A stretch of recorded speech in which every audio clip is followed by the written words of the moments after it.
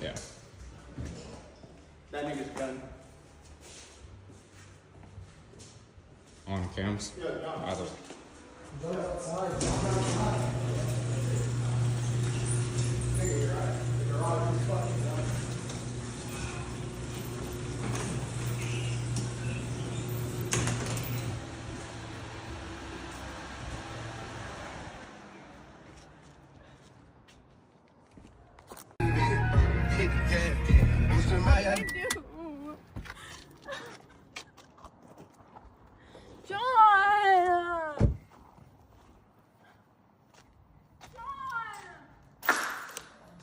I have to call the fucking police. Like, I have no choice.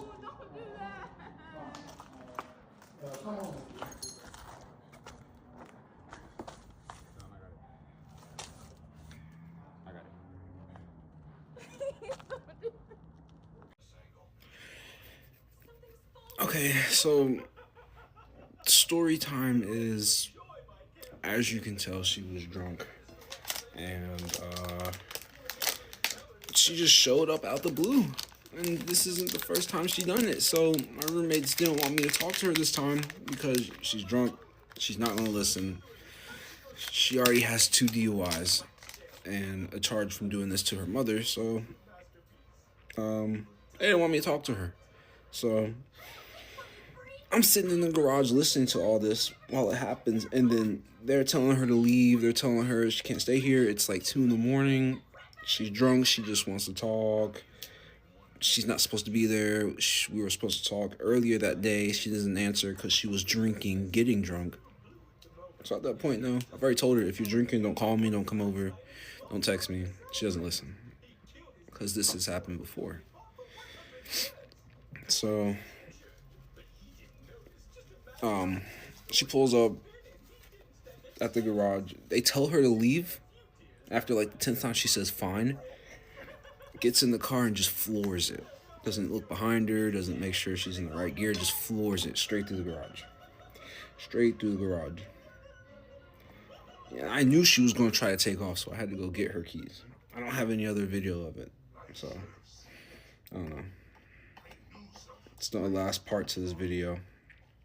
She's last situation, she got drunk, got in a fight with her mom. She took the metal pipe for the jack stand and bashed it through her mom's windshield, and then ran and hid into the woods for, I don't know, a couple hours or something before she got arrested. Spent 3 months in jail for that. She's been out for maybe a month and a half. Now she's about to spend 3 more months in jail. She just lost her job. The car got impounded. I'm rolling. Yo, first off, the garage is going to be over $1,000 fucking dollars. I don't have $1,000 fucking dollars to spend on the garage. I had to figure that out. Second off, I didn't tell her to fucking pull up. I didn't tell her to show up. I actually asked her, I begged her to go back fucking home because I knew she was drunk with multiple fucking DUIs. She didn't need to be out. She was already fucking lost. She was probably closer to her fucking house than mine. I don't know how she found my house. I don't know how she got there. I don't, like, stop asking me what type of fucking motion I have in my pants. Stop asking me about my fucking dingling. Stop asking me about my wiener. It cannot be just the fucking wiener that made her do this. Is my wiener made out of fucking alcohol? No. She drinks. She was drinking a week before she fucking told me. I'm fucking tired.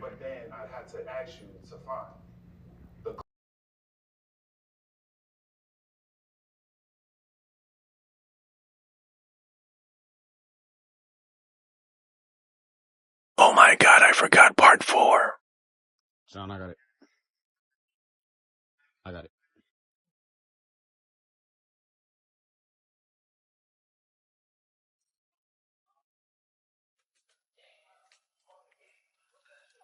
Nigga, we're renting.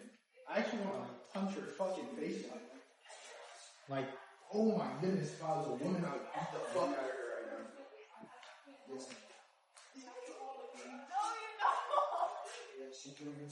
She hit John's car. She ran into the back of John's car and broke the garage down. She ran through the garage. She hit my friend's car.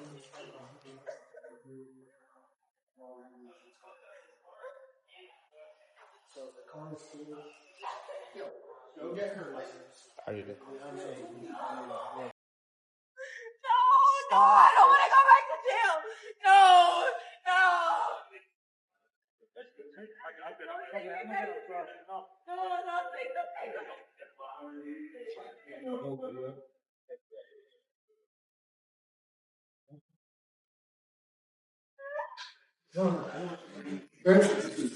Yeah.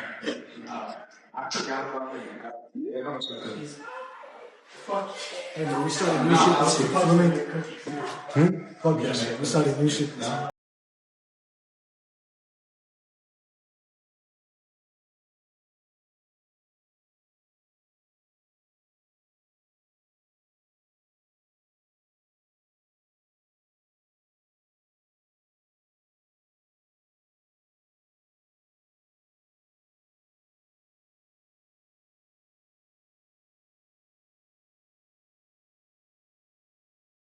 Update for y'all.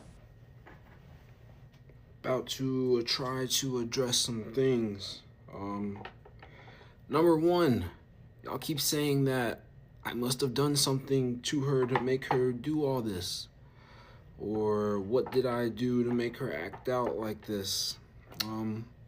All I did was not answer her. Okay? That's all I did. There's nothing crazy going on. I just didn't answer her. And I didn't answer her because this is not the first time she's done this, okay? It's story time. Are you ready to listen? This will be like one of the last times I ever say this. This happened Sunday morning, okay? The Wednesday before that, she came over at like 2, 3 in the morning banging on the door because she was intoxicated. And I don't even know how she got there or why she came, honestly. I don't know. So when she did that, the next day I had to babysit her. I had to take her outside for a couple of hours because she couldn't even come in the house at first because she was too intoxicated. I babysat her all night long, had to work the next day. Even though it was in the afternoon, I still needed to sleep, and she came at like 2 in the morning, and I had to babysit her. So that next day, she calls me. I tell her we need to talk. I tell her we need to talk about this. I was going to just about cut things off. So she calls me on her iPad because her phone's lost. I call her back that night, like I said I was, on her iPad because she should have answered. She should have been at home. Doesn't answer. I'm like, okay, maybe she's pooping or something. I don't know. I get home at like 11 o'clock-ish. She calls me from her brother's phone because she's not home, so she doesn't have her iPad. She's been drinking. She tried to lie to me and say she wasn't drinking. I can just hear it because I've dealt with this. Her and her brother in the car. She's drinking. She wants me to get over there. After she tried to lie, she gets mad and tries to drop him off on the side of the road. I text her dad so her dad can eventually find out where they are and get the brother because she ended up leaving him on the side of the road. And then she just disappeared into the nighttime, like just faded off into the woods like the headless horseman. Just gone. Until 2 in the morning, 1:30 in the morning. She just shows up. I don't know how she got there because apparently she was lost when she was with the brother. That's what she told me on the phone. She gets there. She starts banging on the garage. She starts yelling outside. We got neighbors that have children. There's an HOA. My roommates were telling her to leave because I couldn't talk to her because they didn't want me to talk to her because after she came last time banging on the door, they were like, okay, that's it. They already didn't want her over here before that, she got arrested for being at my house. I picked her up. First off, that time, because she was out drinking and driving or something, and she didn't, I don't know, but she wanted me to drive her home after she was drunk, and then she started begging to come over to my house. So I let her come over. This is way back. This is like last year. She comes over. She walks in my room. She gets mad because there's a pair of glasses that she doesn't recognize. And she just gets mad and just destroys everything. She broke my Xbox. She broke a couple other things. She basically tore everything apart. It was literally like two grown men were fighting in there. That's what it looks like. Everything was just everywhere. And then top it off, I had to hold her down because every time she turned around, she kept swinging on me. Like, she hit me here so many times. She was grabbing all on everything you think she could grab on. She was trying to rip it off my body. Every single thing you could think of. Use your imagination. She was trying to rip it off my body.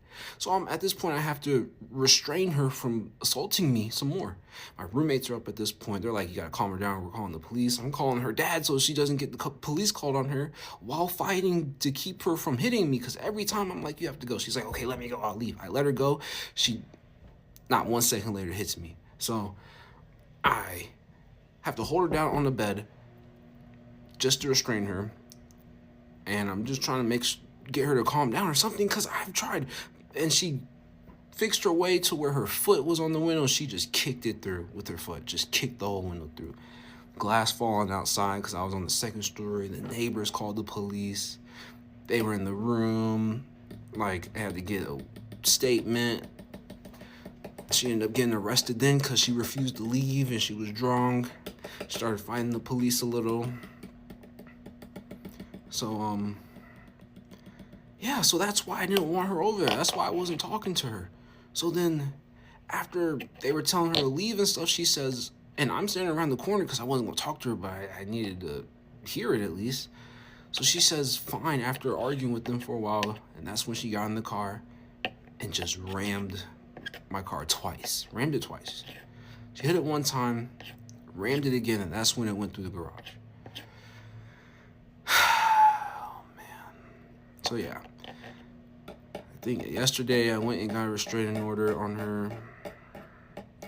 I have to get one on her mom because her mom won't stop texting me. Her dad's ducking calls. Like, we were figuring out payment for a garage and he just hasn't been answering for the past 2 days. And his receipts are on, so I know he's reading it and just not answering it. So I gotta sue her.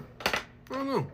And the hearing for the restraining order is February 13th, the day before Valentine's. 4 years, and I have to go to a restraining order the day before Valentine's. 4 years for it to end like this. I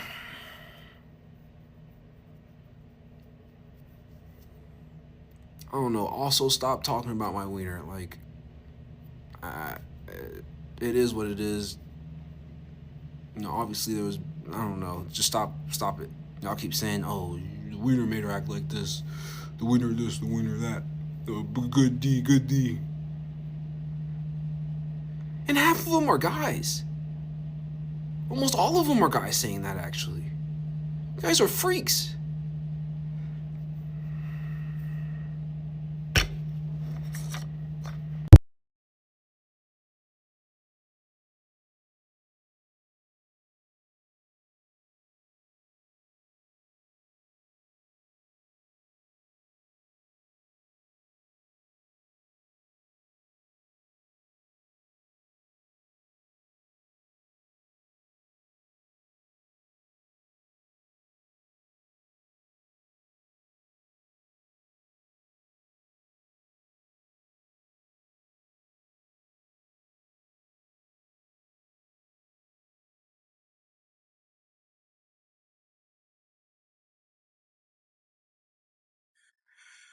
This is a public service announcement because a lot of y'all have said I must have been the problem because I was homeless.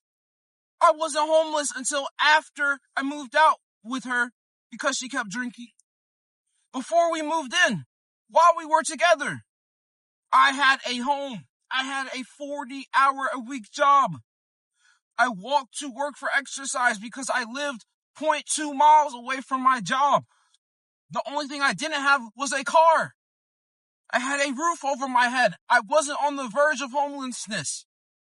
I had a sanctuary. We only moved in together because we wanted to be together.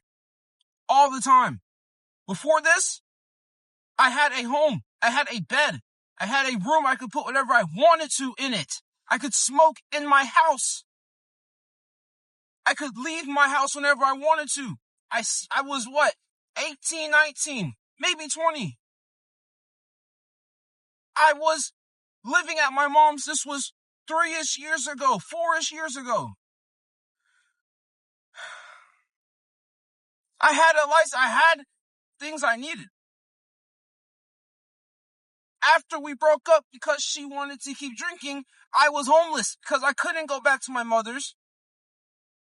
Because I've already moved out. That was my move out. I moved out, now I was on my own. I was homeless for 2 months. Now, while I was homeless, she tried to get her act together. And she was doing nice things for me while I was homeless. But I was homeless because I moved out of my house to be with her more often, because that's what we both wanted. And then that's when her drinking got bad.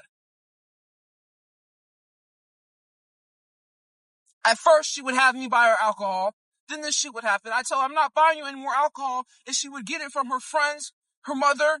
She would have people at work buy it for her. At a point, I said, choose me or the alcohol. She sat there and chose her. So I left. I chose homelessness. We have not lived together since. This is the outcome. I just finished the restraining order. I just picked up a police report. I have to go to court on February 13th at 8 a.m. to deal with this shit. You come deal with this shit. And I lost my cat 3 days before this. Bro, I'm not playing. Open the fucking door, bro.